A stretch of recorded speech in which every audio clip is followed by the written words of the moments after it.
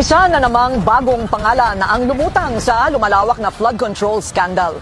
Ayon kay dating DPWH engineer Bryce Hernandez, may isa raw alias Madam L na siyang nagdodoktor sa bidding process ng mga proyekto. Theatrics lang ang bidding process ng flood control projects. Ayon ito kay dating DPWH engineer Bryce Hernandez. Ayon sa kanyang salaysay sa investigasyon ng Independent Commission for Infrastructure o ICI, ginagawang teatro ang bidding para maipanalo ang napiling contractor. Kapag nakapili na raw ang kanyang dating boss at district engineer na si Henry Alcantara ng kontratistang makakakuha ng project at nakapagbigay na ito ng advanced payment, sa kanila inaayos ang bidding. May tao raw na nagsasaayos nito na kung tawagin niya ay cast director. Yan ay si Lynn Victoria Macanas, mas kilala sa kanyang circle bilang Madam L, ang CEO ng Chris Marie Builders Construction at LM Makeup and Skincare.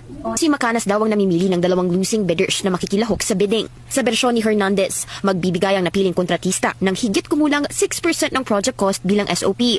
4% dito ay para sa Bulacan First District Engineering Office para sa umano'y paggaguarantee ng post-qualification at 2% naman nito ay para umano kay Macanas. Halimbawa, kung 100 million ang proyekto, nasa higit kumulang 2 million ang para kay Macanas. Kilala si Macanas bilang negosyante sa construction, food business at beauty industry.